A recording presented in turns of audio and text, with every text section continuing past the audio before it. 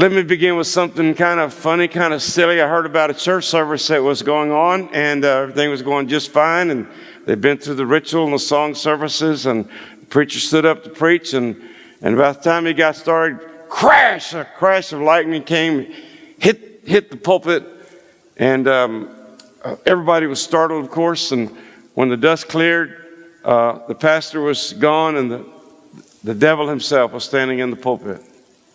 People fled in horror, poured out the doors, except one sweet little lady sitting in the front row. Unplussed and unmoved by everything that's going on, the devil said to her, "Ma'am, do you know who I am?" And she said, Yes, I know who you are." "Well, aren't you afraid of me?" "No, why should I be? I've been married to your brother for 30 years.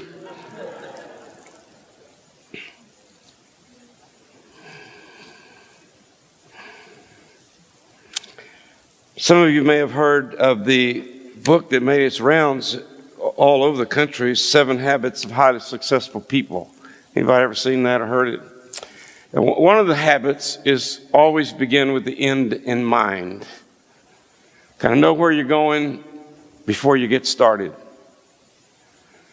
Beginning with the end in mind helps chart the direction of where you want to be and where you want to go, and helps navigate you. So I want to begin with the end in mind. Today, I'm going to offer you Christ. I'm going to offer Jesus to you. And I'm going to offer Jesus to you in your current situation, in your current lifestyle. We passed papers around our house yesterday at the Thanksgiving table. Connie had navigated this like questions and answers. And when I got mine, it said, "What are you struggling with most now at this season of your life?" I was like, oh. Grandchildren are sitting there. Do I dare be honest? And luckily some of the grandchildren had kind of left the table. I said, "So let me tell you what I'm struggling with most," to my children and some of the grandchildren. I said, "I'm 71 years old. I've lived 7/8 of my life, pretty much. My daddy died at 76. My granddaddy died at 76. I'm going to die at 76. Well, but statistically speaking, it could happen. And what I struggle with from time to time in my mind is thinking about not just living to die, but living to live. Not waiting for death, but living today as if it's the rest of my life. Not getting caught in some kind of cycle of like, woe is me, and I'm almost done, and I have visited over here at the home to check out what the possibilities are there, Langford Center, and all of us as we journey through life need to be saved from something, or saved from someone, or saved from ourselves. Everybody has their journey and their station in life that they're in right now at this season of your life. And so at the end of the message this morning, I'm going to be inviting you to invite Jesus into this season of your life. Perhaps you're kind of living out of some sense of hopelessness or despair. It's like, I can't get over the hill, I can't get through the wall. I'm just kind of stuck in this cycle. Or maybe you're still grieving the death or loss of someone or something in your life, and you can't quite get past that. Or maybe there are broken relationships in your past or in your life. I mean, after all, isn't Thanksgiving a time to bring us all together happily? And maybe it's that season when you're hoping and wishing that some people could reconcile and put bygones by bygones, or maybe you need for Jesus to come into this season of your life and relieve you, free you from fears and alarms, or to restore your weary soul. Anybody know what a weary soul? You just get weary. You're tired of being tired. Kind of get into the doldrums and say, what's the use? Weary soul. Thankfully, Psalm 23 says, He restoreth my soul. Boy. Or maybe it's that you're struggling to live this Christian life and you don't quite know how to piece it all together, and you can't quite get the assurance and peace that we sing about and hope for at Christmas. What I want to invite you to do is to invite Jesus, the Savior, into that season of your life. And say, Jesus, I need for you to sort this out for me. Jesus, I need to be saved now. That's where we're going to end. So before we get there, let me share with you this word from the Scriptures. This is an Advent text. It's from Matthew. It's also in Luke's Gospel. Matthew is telling the story of Jesus, and he tells the story of Mary's sudden realization that she's with child, and the angel comes to Mary and says, hey, don't worry about it, I got this. The child you're carrying is from God. Oh, great. Oh, and by the way, Joseph, son of David, he calls him. The angel said to him in a dream, Joseph, son of David, do not be afraid to take Mary home as your wife, because what is conceived in her is from the Holy Spirit. She will give birth to a son. This was before ultrasounds. She'll give birth to a son. And you're to give him the name Jesus, because he will save his people from their sins. And the Lord bless the reading and the hearing of his word. Amen. You shall call his name Jesus. Jesus, Jesus. Just the very mention of his name. Some seasons in my life, it seems a little cynical, to be honest with you. I go, Jesus, okay, I got to go preach this morning. Other seasons in my life, it really, really, really grips my soul. Jesus. You shall give him the name Jesus. God saves. Joshua. Because he will save his people from their sins.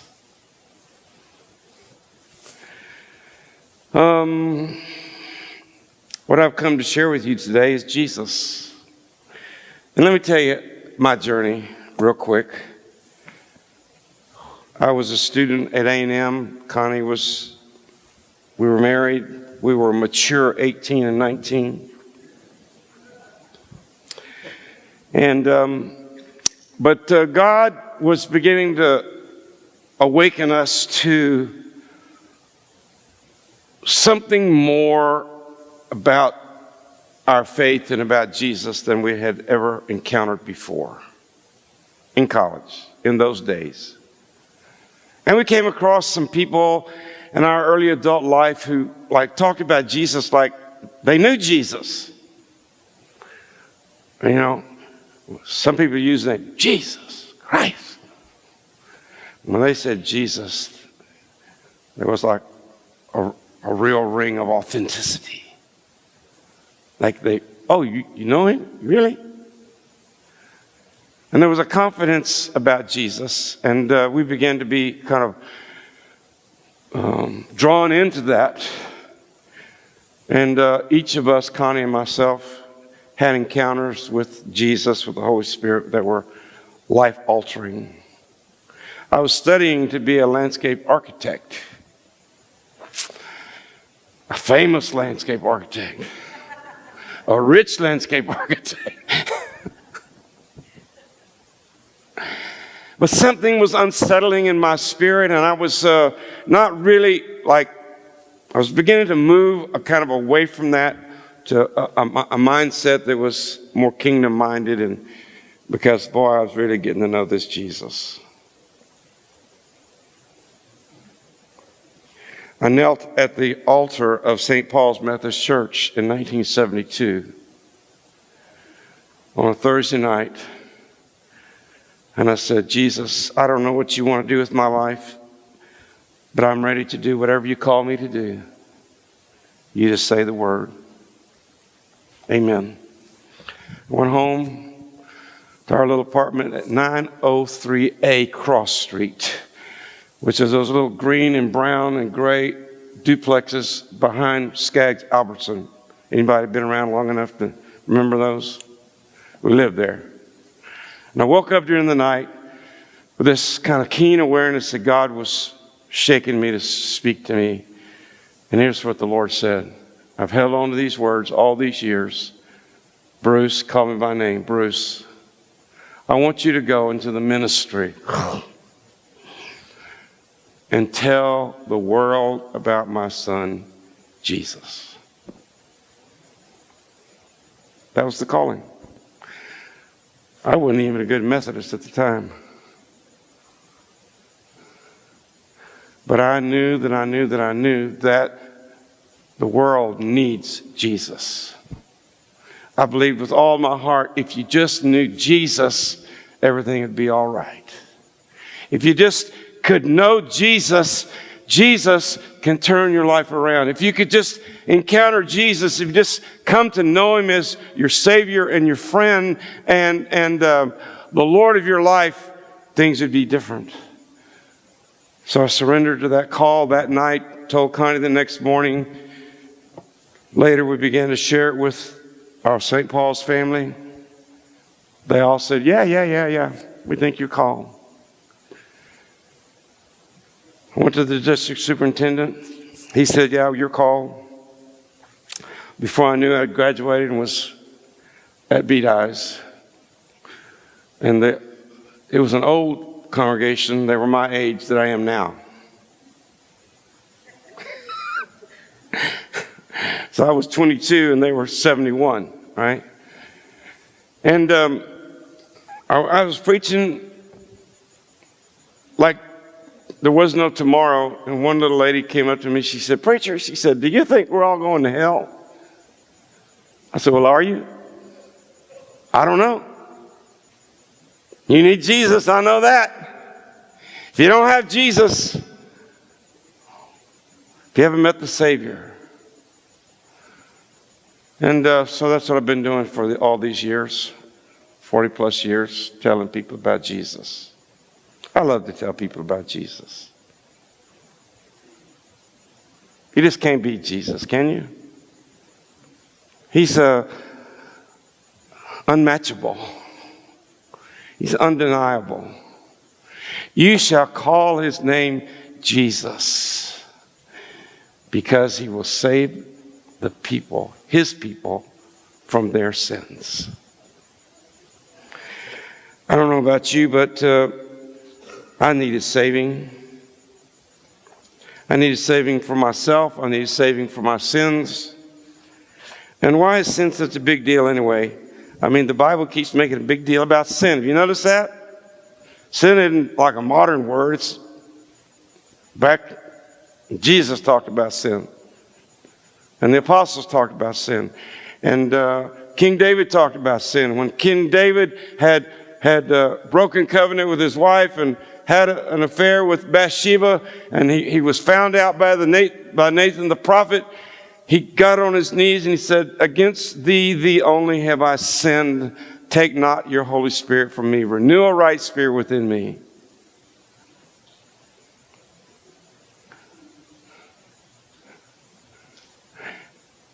It's still a relevant word. We don't like to use it too much, but anybody ever told a lie in here? Come on, help me out here. Has anybody ever told a lie? Okay, there's a few honest people. If you told a lie, what does that make you?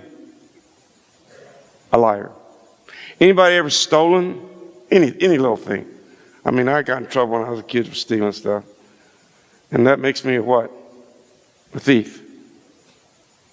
I mean, you just go down the litany of things, and essentially sin is transgression against God's love and God's law. And the reason God hates sin is not because God is a hater of sinners. God hates what sin does to you and me to rob us of our essential humanity. We're created by God, for God, to live in a loving relationship with God and with others, and sin disrupts and breaks and hurts those relationships because we're selfish. Sin alienates us from God. It's not that we're mad at God, we just don't. You know, we noticed through the years as ministers, but more when we were younger, but parents would bring their kids to youth group because they wanted their kids to get religion, to be, taught right, have the right morals. And when we gave them more than religion, we gave them Jesus, and they got turned on to Jesus, then the parents were like, y'all are crazy over there. You're getting too radical for us. And we say, well, they could be radical for a lot of things. I can think of worse things to be radical about than Jesus. God hurts his heart because sin leads us away from God, and God-breathed destiny. Sin damages our bodies and our souls. Sin leads us into bondage, all kinds of bondages, addictions. Leads us in places that we didn't think we'd ever go. And do you remember that Paul said, all have sinned? Who's all? Who's all? That's all. All have sinned and come short of the glory of God. That means you have fallen short. You missed the target. You haven't lived into God's destiny for your life. The good news is the wage of sin is death, but the free gift of God is what? Eternal life. Christ, I remember as vividly as I can stand here before you at a motel room in Bandera, Texas, and I was running from God, and he said, why are you running from me, Bruce? And I said, because I don't want to give up some things. And the Lord said, I'm not trying to take life from you. I want to give life. You got it? I want to give you life and give it to you abundantly. I want you to have this relationship with me that leads to life, not to death. So God sent his son. His name is Jesus of Nazareth. Jesus is God's promise from time immemorial, from Adam to Jesus, from Jesus until now. God's loving acts have been reaching out to save us from our sins. Jesus is the light of the world. And there is a gulf between us and God, like the Grand Canyon. And if you stand on one rim of the canyon and look across and you think to yourself, how am I going to get over there? If I jump, can I reach the other side? How far can you jump? I can't jump very far anymore. I could jump 10 feet, a long time ago. I can barely make it. 3 feet now. But there's that kind of futility of trying to get to God. And the gospel good news is, you shall call his name Jesus, and he will save us from our sins. God has built the bridge across the canyon to us, and it's the cross. And not only does he invite us to come, but indeed he's come to us. God has crossed the canyon. He has walked into our life in the cross, and he comes and says, be saved. All who call upon the name of the Lord will be saved. What a beautiful name it is, the name of Jesus Christ, my Lord. What a beautiful name it is. Now, I could get real sort of show you all my intelligence. It's real simple. I was lost, but now I'm found. I was blind, but now I see. Who did that? I don't know who that was, but his name is Jesus. Jesus came into my life. And not only did he come into my life, he keeps coming into my life. In every station of my life, Jesus keeps coming to protect and to rescue and to save.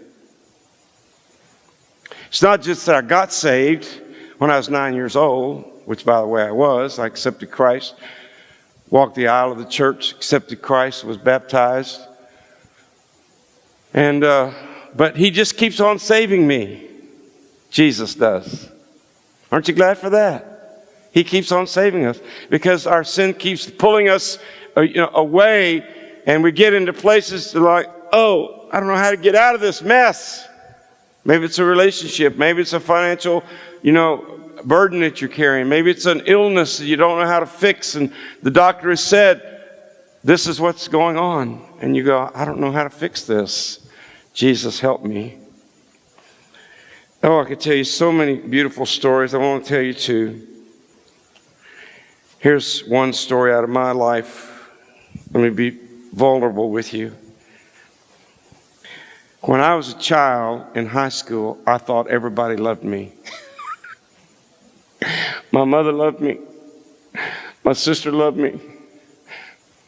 I was Mr. Lamar. Couldn't resist that, Scott. Most popular in the high school, captain of the football team. I mean, oh, jeez. What's going on? Some people, I didn't know they didn't like me. I'm sure there were some who didn't. Mr. Optimist Club, I was even FHA Bo. And then I went off to college. I became a nobody. But I still had a pretty big head. Thought I was somebody. And then I went into the ministry. It was a shock to me to find that not everybody loved me. Like, are you kidding me? What's not to love about this? And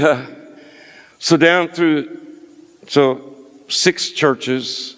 By the way, in my 7th, I'm serving Stoneham Methodist Church right now. Well, that began to kind of eat away at me and kind of erode this sense of confidence. And I had one man that threw a clipboard down at a board meeting. Threw the clipboard. It's like, wham! Threw it down on the floor. Pointed his finger at me. You mean you want this? I'm just saying. Be good for the church. Oh, he was so mad at me. But he loved me. He just didn't like me. And then I came across Mr. Churchman, who was trying to protect the church from me. You ever have any of those people, Jerry?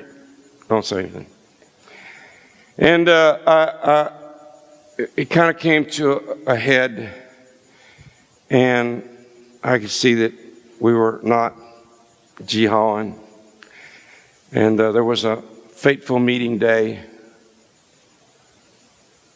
And I had a mediator friend. Like, okay, we're going to sit here and talk at the table. So he said to Mr. Churchman, what is it that you want?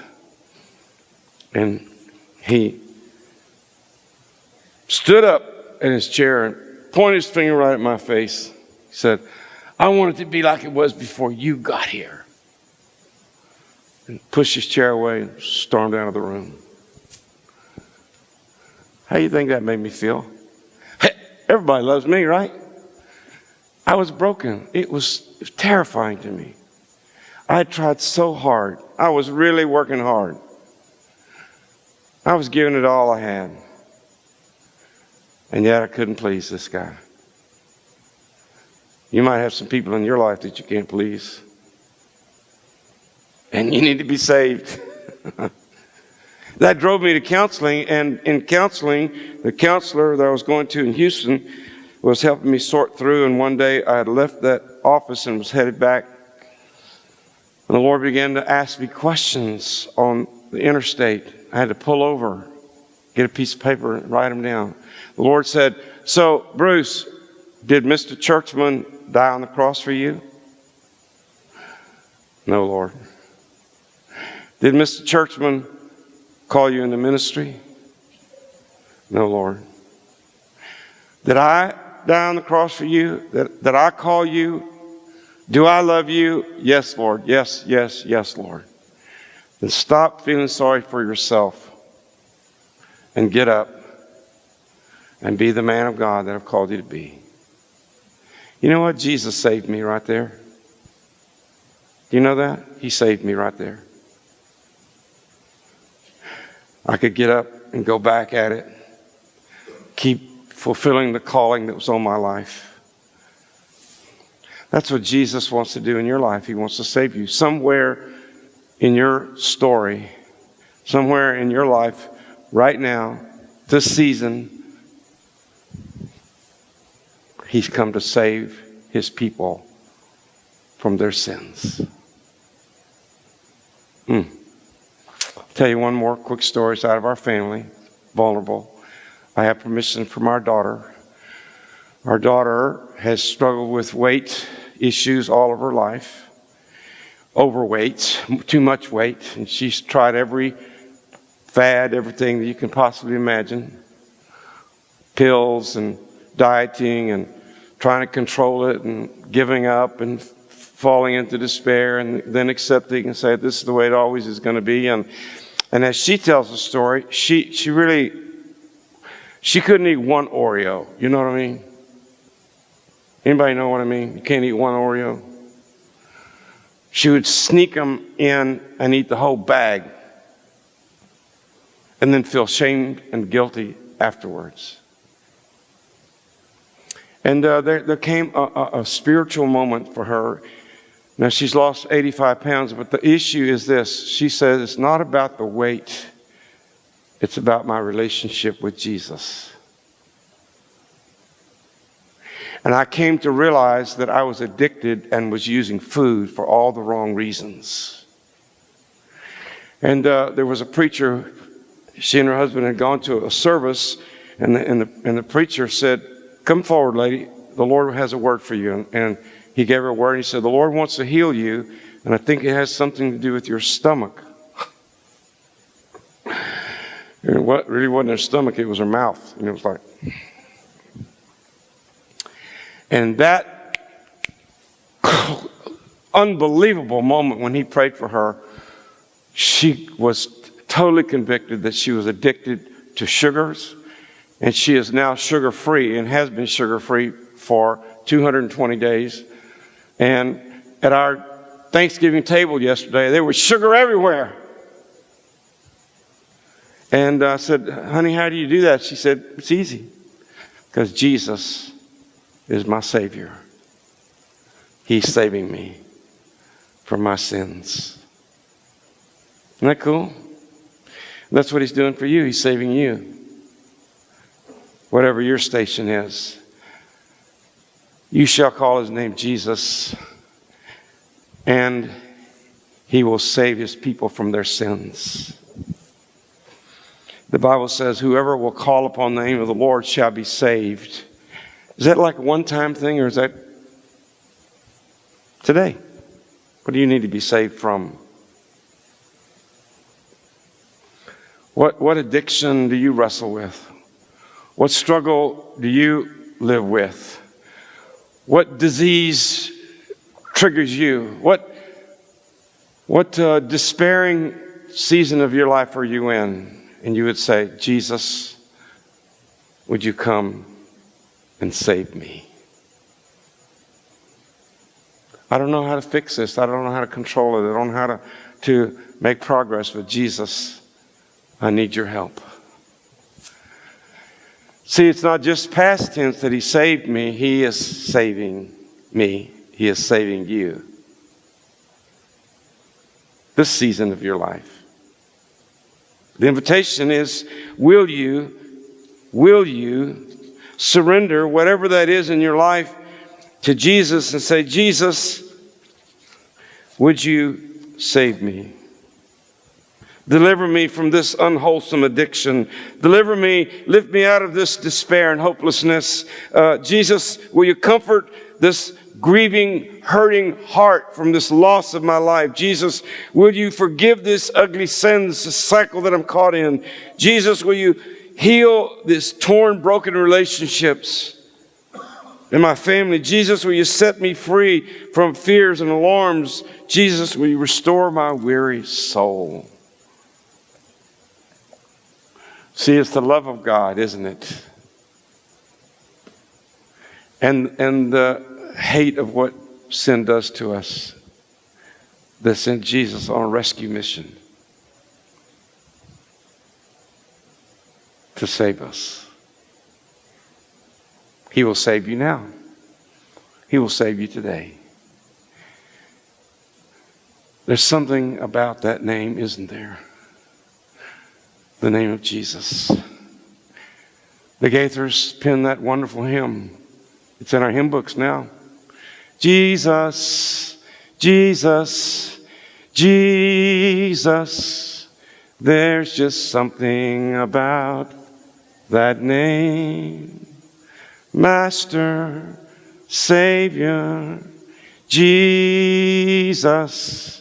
like the fragrance after the rain. Jesus. He will save his people. He will save you. As we conclude our service, as I promised, I invite you to invite Jesus to save you now from whatever station of life that you're in, to restore your soul, to heal your broken hearts, to heal your broken bodies, to give you a hope and a peace, now and always, through Christ our Lord. Amen.